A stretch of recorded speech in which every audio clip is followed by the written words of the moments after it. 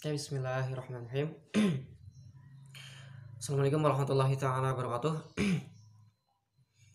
Eh, Pertama saya ucapkan alhamdulillah, puji syukur kehadirat Allah Subhanahu wa taala yang senantiasa memberikan taufik hidayahnya kepada kita semua sehingga kita selalu diberikan kemudahan-kemudahan dalam menjalankan kehidupan atau aktivitas kita sehari-hari, terutama dalam hal beribadah kepada Allah Subhanahu wa taala.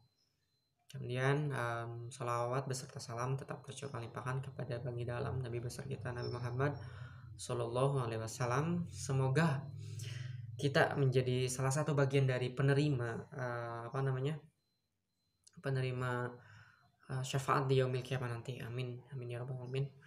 Oke, baik, perkenalkan nama saya Yusuf Maulana dari kelas F. Pada kesempatan yang berbahagia ini sedikit saya akan menyampaikan menjelaskan mengenai video yang saya tonton, yaitu dimana video ini merupakan salah satu video yang diberikan oleh Bapak Hanan Effendi, yakni untuk memenuhi kewajiban atau tugas mata kuliah Ulumul Quran. Oke, video ini disampaikan oleh Syekh Muhammad Ali. Ya, video ini membahas mengenai science of the Quran. Apa artinya? Yaitu mengkaji lebih dalam mengenai apa itu hakikat Al-Quran dan seperti apa dan bagaimana. Oke, baik, sebelum langkah lebih jauh, saya akan menjelaskan sedikit mengenai sejarah Al-Quran. Oke, Al-Quran diturunkan kepada Nabi Muhammad melalui malaikat Jibril, di mana Al-Quran ini turun berangsur-angsur, tidak sekaligus, ya, yakni selama 23 tahun. Dan ada juga sebagian kaum yang mengatakan bahwa Al-Quran ini turun selama 22 tahun, bahkan diketahui bulan sama tanggalnya, harinya, yaitu 22 tahun, 2 bulan, dan 22 hari. Dan selama itu Al-Quran terkumpul dalam 30 juz, 114 surat, dan 6.666 ayat. Untuk pengklasifikasian turunnya di mana, yaitu terbagi menjadi dua. Al-Quran diturunkan di kota Makkah dan di kota Madinah. Kota Makkah disebutnya Makkiyah dan Madinah Madaniyah. Oke, pada kejadian saat itu merupakan suatu simbol juga, di mana Nabi Muhammad sebelum jadi nabi pada hari itu menjadi simbol pelantikan bahwa ia resmi secara simbol bahwa ia diangkat menjadi rasul pada surat pertamanya, yaitu Al-Alaq.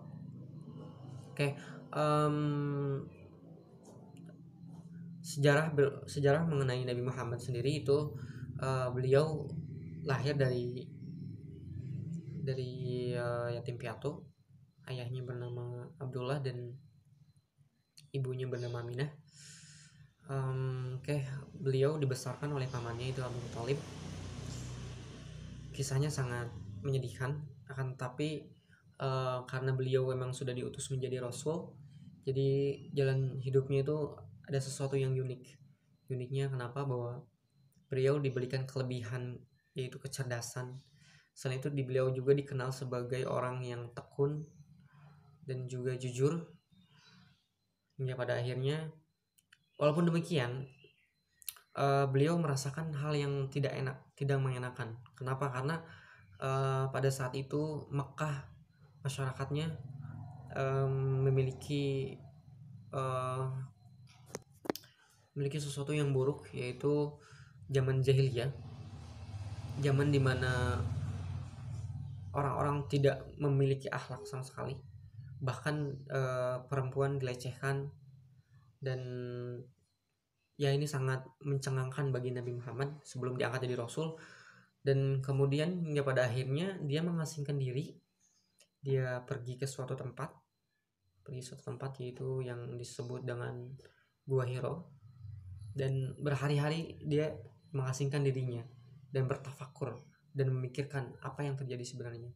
Dan pada pada akhirnya dan tiba pada waktunya, yaitu malaikat Jibril memberikan wahyu pertama, yaitu Al-Alaq kepada Nabi Muhammad, dan beliau merasakan kaget juga ketika pertama kali melihat malaikat Jibril memiliki sayap. Dan ya kurang lebih ceritanya Nabi Muhammad kaget. Oke, seperti itu. Jadi baik, itu mungkin sejarah singkatnya. Kemudian kita berlanjut ke the next materi. Lalu apa itu Al-Quran kan? Al-Quran itu merupakan kitab suci yang dipercaya oleh umat muslim yang beragama Islam, bahwa Al-Quran ini merupakan sebuah pedoman hidup, sumber dari segala aturan, atau juga bisa kita katakan bahwa Al-Quran itu adalah petunjuk, sumber dari segala petunjuk, dan sumber dari segala ilmu pengetahuan. Jadi apapun yang ada di alam semesta ini ada di dalam Al-Quran. Dan karena alasan-alasan tadi bahwa Al-Quran diciptakan untuk sesuatu yang tadi yang saya sebutkan, bahwa Al-Quran itu merupakan pedoman, dan maka itu kita selaku manusia harus tahu makna dari apa yang disampaikan oleh Tuhan melalui Al-Quran itu sendiri. Dan untuk memahaminya itu, kita tidak bisa langsung memahami, baca langsung paham itu tidak bisa. Ada proses-proses tertentu, ada cara-cara tertentu, yaitu dengan melakukan yang namanya mencari metode-metode pengkajian makna, atau yang bisa kita sebut yaitu penafsiran makna. Dan pada kesempatan kali ini saya akan menjelaskan mengenai studi Al-Quran, Science of the Quran melalui pendekatan linguistik, kajian linguistik dan Al-Quran. Oke, jika kita berbicara mengenai linguistik, tentu yang terbenak di dalam hati kita itu tentang bahasa. Oke, terus apa hubungannya dengan Al-Quran? Jelas, Al-Quran merupakan kalamullah. Ini juga merupakan sebuah bahasa, informasi yang disampaikan oleh Tuhan kepada hambanya, kepada kita semua umat Islam. Nah, di sini kita diwajibkan untuk mengetahui. Nah, untuk kajian linguistik ini kita akan dibagi beberapa pengelompokan aspek-aspek yang di dalamnya, yaitu yang pada intinya kita akan mengetahui makna dari Al-Quran itu sendiri. Oke, baik. Adapun aspek-aspeknya adalah, yang pertama ada mikrostruktur, kemudian ada stilistika, dan yang terakhir semantik. Oke, pada bagian ini, bagaimana makna Al-Quran melalui relasi-relasi struktural dalam kata maupun kalimat yang dipakai Al-Quran bisa dijelaskan berdasarkan hukum-hukum serta batas-batas kebahasaan. Demikian pula elemen-elemen stilistika. Yang dimaksud tulisan ini adalah bagaimana keunikan gaya tutur yang dimiliki Al-Quran tersebut bisa dipahami atau masuk dalam wilayah bahasan tersebut. Dan kemudian yang terakhir yaitu semantik. Nanti adalah makna yang digunakan untuk memahami ekspresi dari isi dari Al-Quran itu sendiri. Seperti itu. Oke, the next, mungkin kita atau kalian pernah bertanya-tanya kenapa sih Al-Quran itu berbahasa Arab? Kayak menurut pandangan antropologi, setidaknya ada dua hal. Yang pertama, orang yang membawanya adalah orang Arab. Di sini maksudnya ketika wahyu Allah turun, yaitu kepada Nabi Muhammad SAW, itu posisi Nabi Muhammad itu orang Makkah dan beliau berbahasa Arab. Ini secara rasional ya. Kemudian alasan yang kedua, masyarakat yang berbahasa Arab, ya jelas bukan hanya Rasulullah, namun pada umatnya juga. Jadi ketika menyebarkan wahyu ini, Al-Quran ini, pasti orang Makkah dan berbahasa Arab gitu kan. Dan ada beberapa ulama, ada beberapa imam dalam kitab Ibnu Faris, dalam kitabnya As-Sahibi Fiqh Al-Lughah, dia mengungkapkan bahwa kenapa Allah memilih bahasa Arab.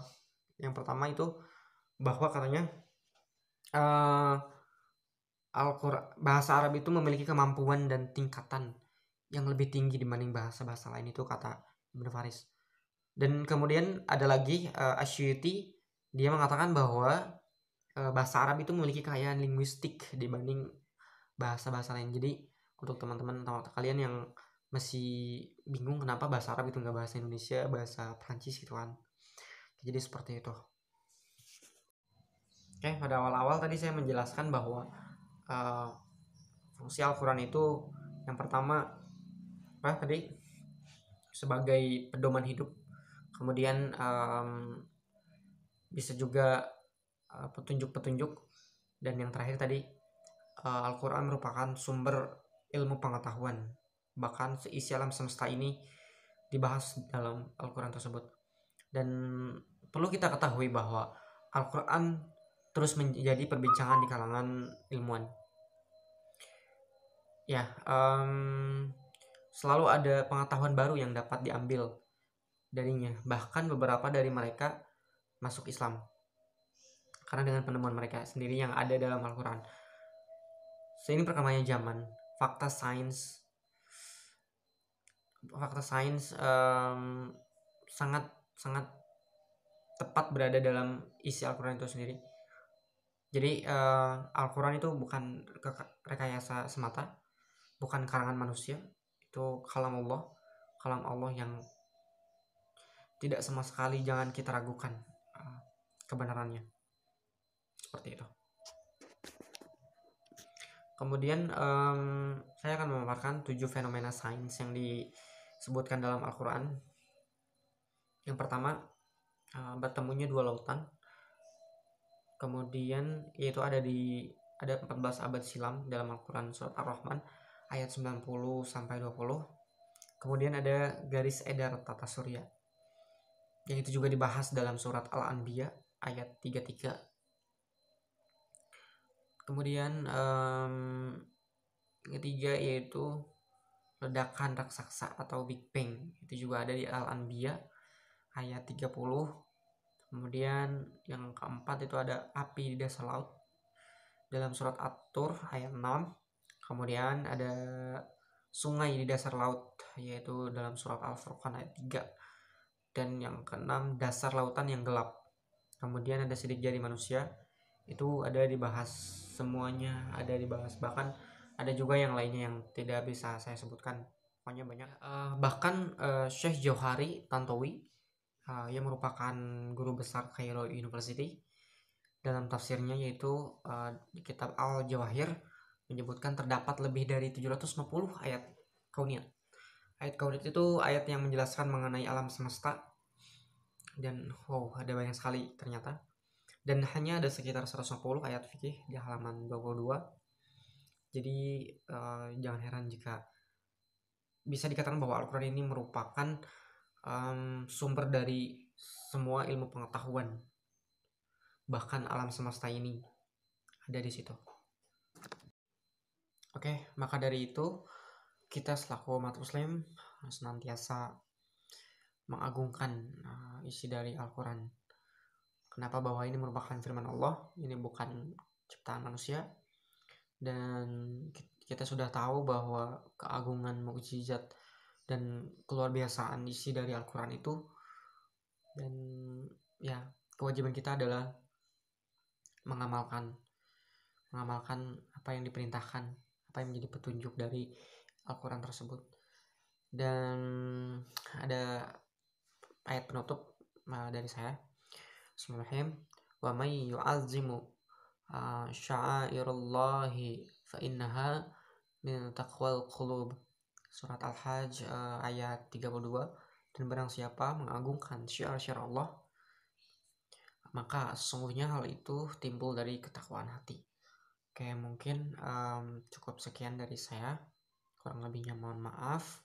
Tolong dibukakan pintu maafnya sebesar-besarnya. Billahi taufiq wal hidayah. Assalamualaikum warahmatullahi taala wabarakatuh.